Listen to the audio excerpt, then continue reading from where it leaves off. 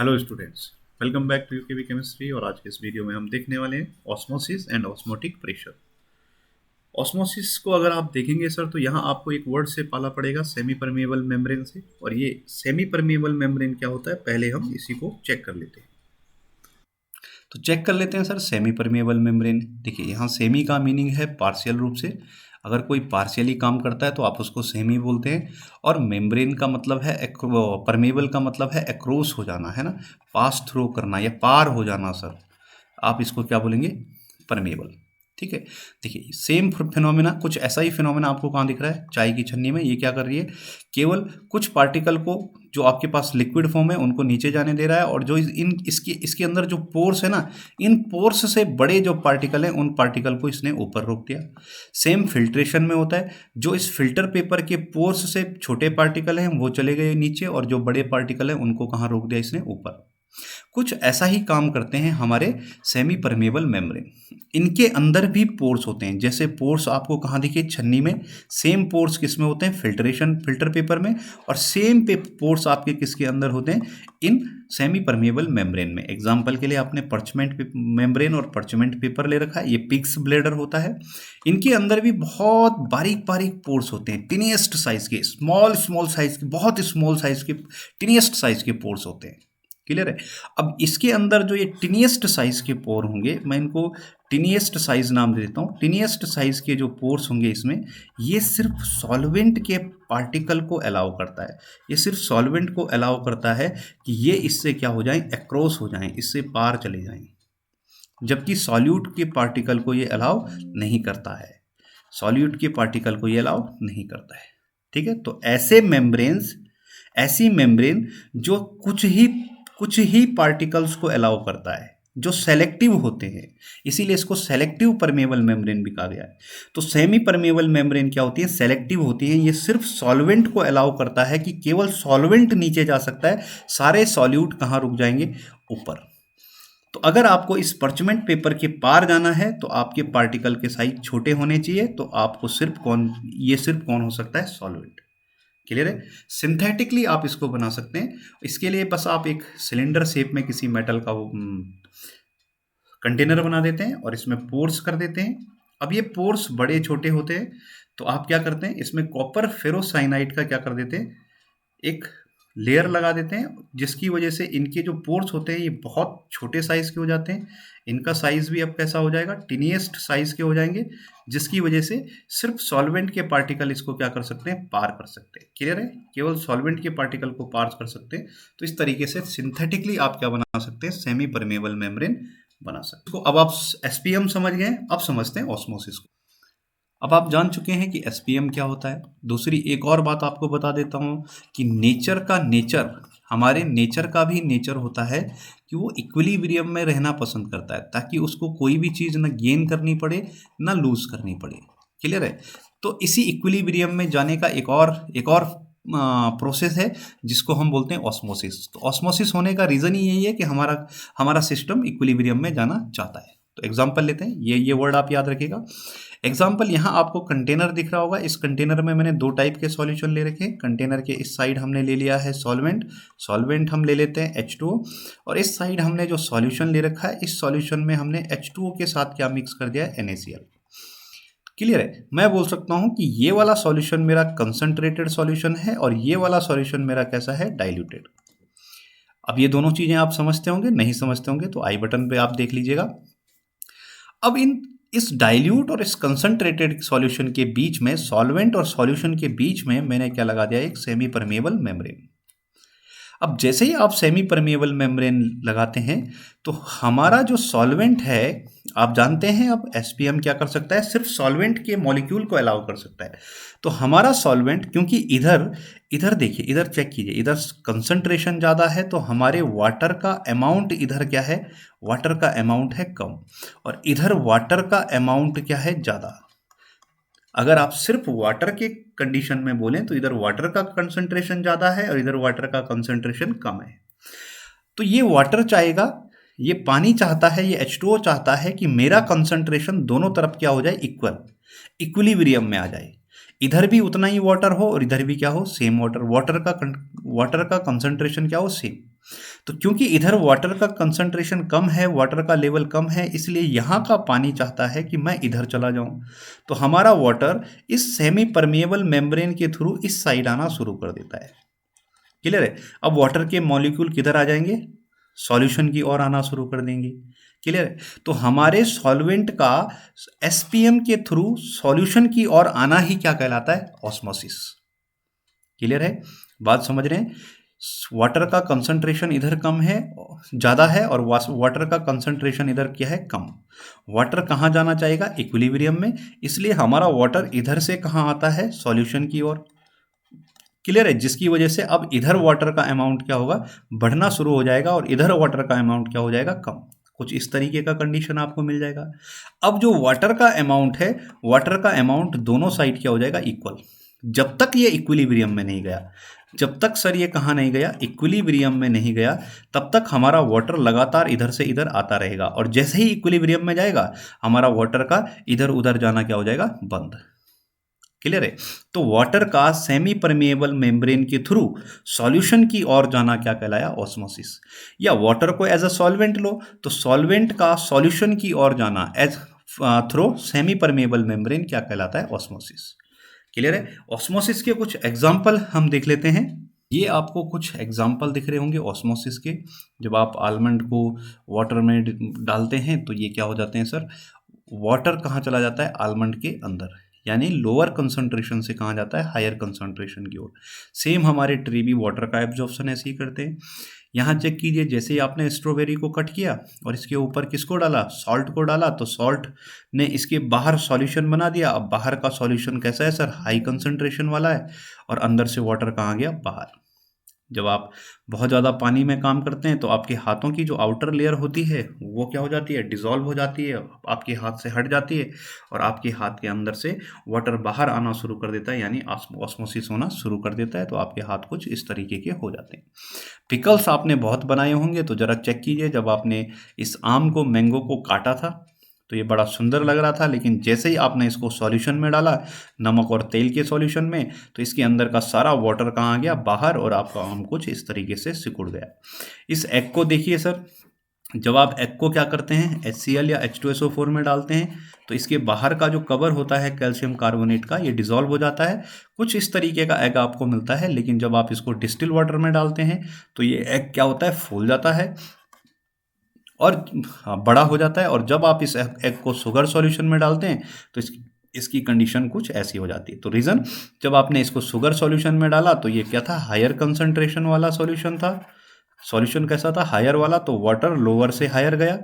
यहाँ अंदर का कंसंट्रेशन कैसा है, लो, तो वाटर लोअर से कहाँ आया, हायर। तो हर बार आपका जो ऑस्मोसिस है वो क्या होता है, लो कंसंट्रेशन से कहाँ होता है, हाई कंसंट्रेशन की ओर होता है। या आप बोल सकते हैं कि डाइल्यूट सॉल्यूशन से कहाँ होता है, कंसंट्रेटेड सॉल्यूशन की ओर होता है। बात कर लेते हैं ऑस्मोटिक प्रेशर की। चेक कीजिए,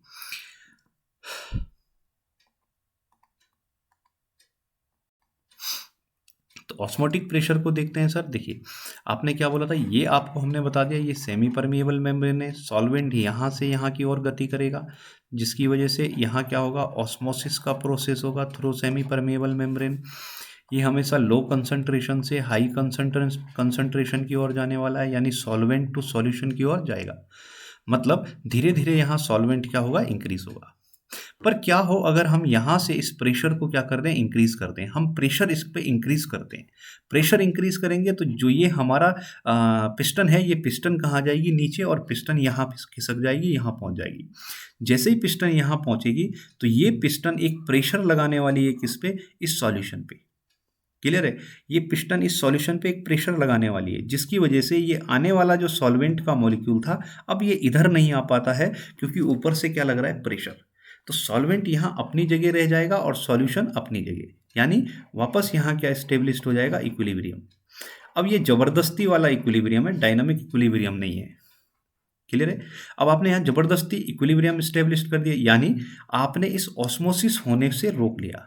आपने ऑस्मोसिस को होने से क्या कर दिया सर, रोक लिया। You stopped osmosis. It means इस ऑस्मोसिस को स्टॉप करने के लिए, रोकने के लिए जितना प्रेशर आप अप्लाई करते हैं ना सर, इसी प्रेशर को हम पाई बोलते हैं, ऑस्मोटिक प्रेशर बोलते हैं। क्या हो रहा था यहाँ, ऑस्मोसिस हो रहा था, और इस ऑस्मोसिस को स्टॉप करने के लिए, रोकने के लिए, है ना, जो प्रेशर आपने लगाया, इसी प्रेशर को आपने क्या बोल दिया, ऑस्मोटिक प्रेशर। क्लियर है। अब देखिए ये पाई किस किस पे डिपेंड करने वाला, जरा एक बार फिर से चेक कर लीजिए, ये पाई किस किस पे डिपेंड करने वाला। आपने क्या बोला, ये जो प्रेशर आप इस पे लगाएंगे जिसकी वजह से आपका ऑस्मोसिस क्या हो जाए, रुक जाए। ठीक है, इस ऑस्मोसिस आपका क्या हो जाए, रुक जाए, इसको आपने क्या बोला था, पाई। क्लियर है। चेक कीजिए सर, अगर हमारे पास नंबर ऑफ मॉलिक्यूल ज़्यादा होते, ये सॉल्यूशन बहुत ही डेंस्ड होता, बहुत गाढ़ा सॉल्यूशन होता, तो ऐसी कंडीशन में प्रेशर क्या लगाना पड़ता, ज़्यादा। यानी अगर सॉल्यूशन कंसंट्रेटेड होता है तो आपको क्या वॉल्यूम, प्रेशर क्या लगाना पड़ता है, ज़्यादा। यानी अगर नंबर ऑफ मोल ज़्यादा डिसॉल्व होते तो आपको प्रेशर क्या लगाना पड़ता है, ज़्यादा। और अगर नंबर ऑफ मोल कम होंगे सर, पतला पतला सॉल्यूशन होगा, तो प्रेशर क्या लगाना पड़ेगा, कम। यानी पाई जो हमारा है ये डायरेक्टली प्रोपोर्शनल है एन की। पहला खेल क्लियर है।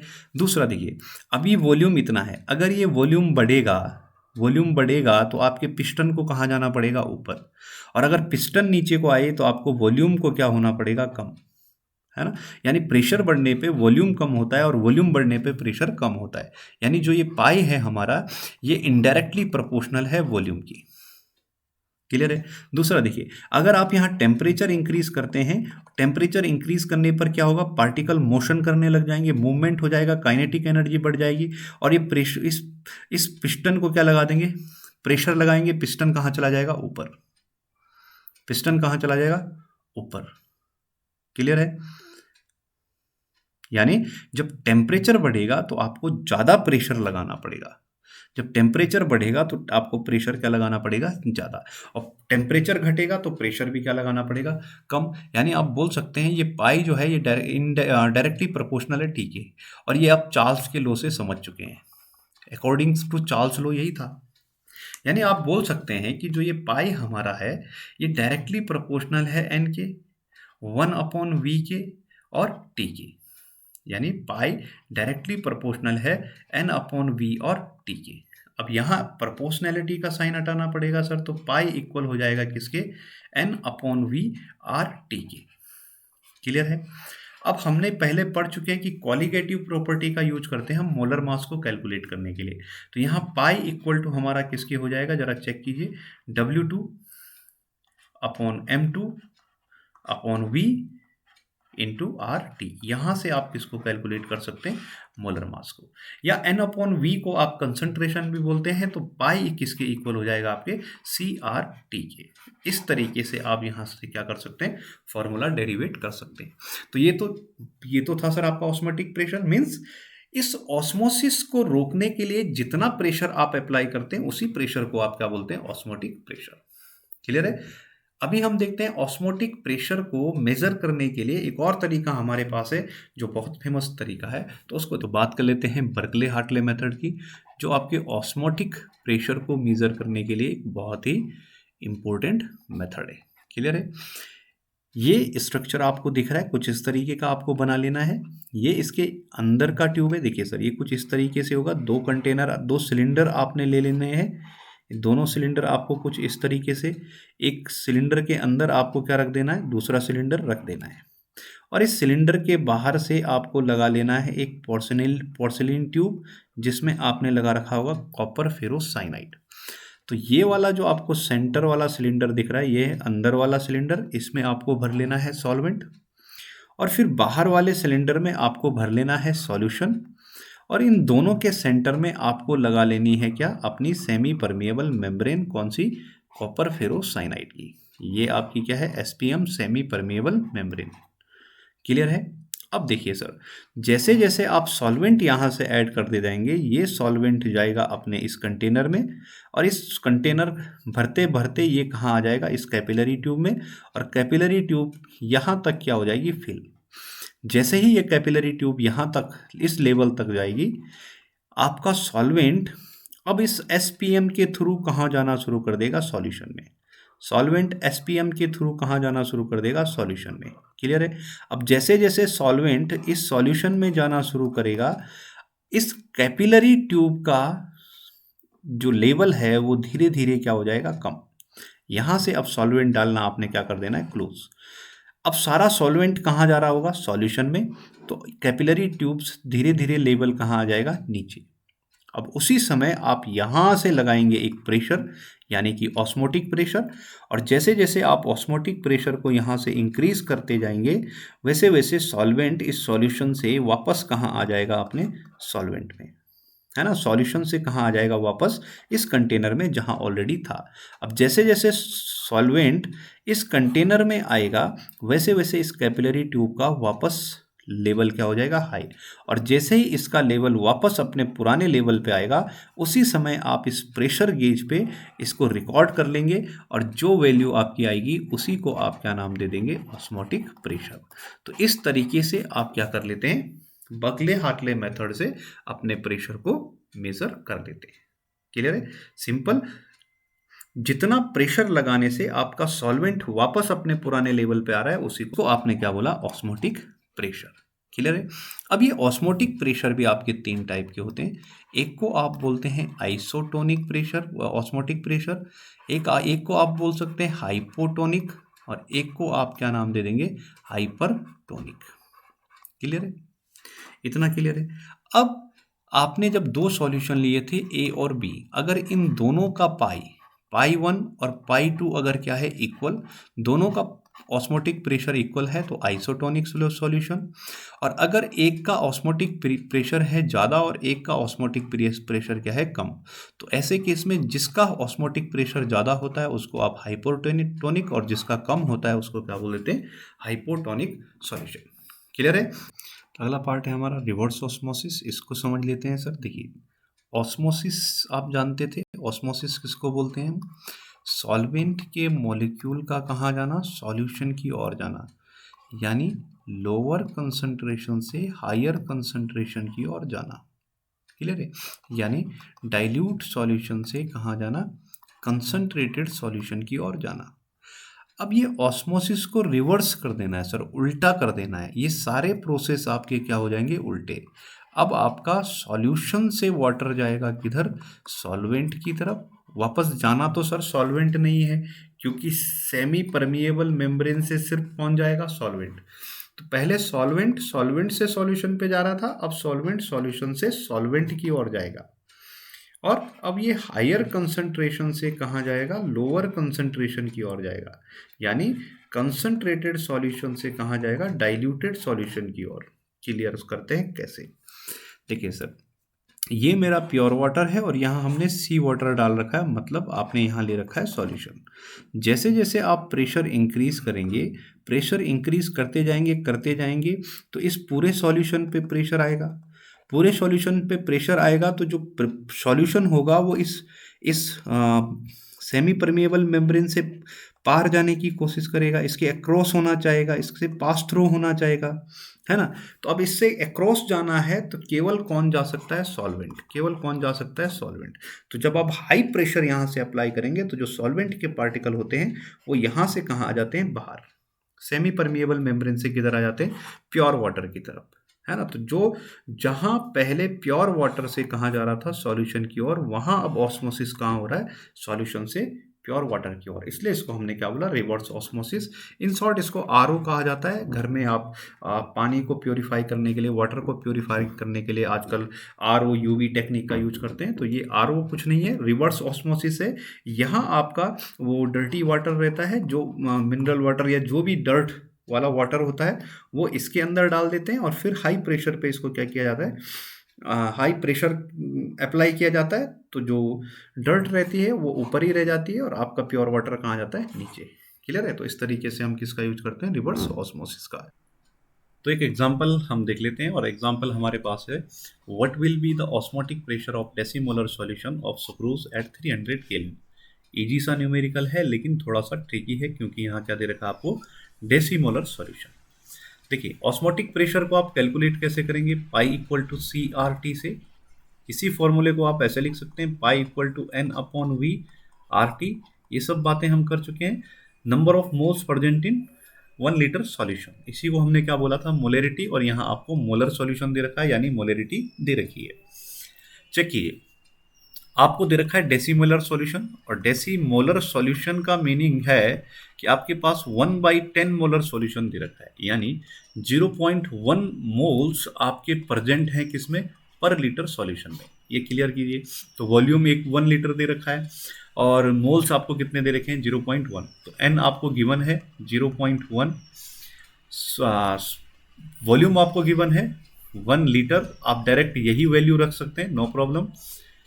फिर आपको टेम्परेचर गिवन है, टेम्परेचर आपको दे रखा है 300 केल्विन, और आर आपको गिवन है, और आर आपका कितना है 0.0821 लीटर एटीएम केल्विन इनवर्स और मोल इनवर्स। तो बहुत लंबा वैल्यू है, बस आप इतना याद रखें 0.0821 लिख लेते हैं। इसका जो यूनिट होता है litre ATM kelvin inverse mole inverse, ये वैल्यू यूनिट है किसकी, आर की। क्लियर है। तो इसको मैंने शॉर्टकट लिखा हुआ है। अब चलिए सर, अब हम निकालते हैं क्या, अपना ऑस्मोटिक प्रेशर। तो पाई इक्वल टू आपका हो जाएगा N/V/RT। तो बहुत इजी सा है। देखिए नंबर ऑफ मोल्स आपको कितने दे रखे हैं, 0.1, आर आपको दे रखा है 0.0821, और टेम्परेचर आपको दे रखा है 300 केल्विन, और वॉल्यूम आपको दे रखा है 1। तो अगर आप इस सबको कैलकुलेट करोगे तो ये आ जाएगा 2.463 एटीएम समथिंग। क्लियर है। तो ये इजी सा क्वेश्चन है। तो और अक्सर जो बच्चे होते हैं इस पे फंस जाते हैं, तो ध्यान दीजिएगा ये डेसीमोलर क्या होता है, तो ये क्वेश्चन क्या हो जाएगा, बहुत इजी हो जाएगा। ठीक है। तो अब मिलेंगे सर नेक्स्ट वीडियो में, तब तक के लिए लाइक जरूर कीजिएगा, शेयर जरूर कीजिएगा और सब्सक्राइब जरूर कीजिएगा। मिलते हैं नेक्स्ट वीडियो में। सी यू।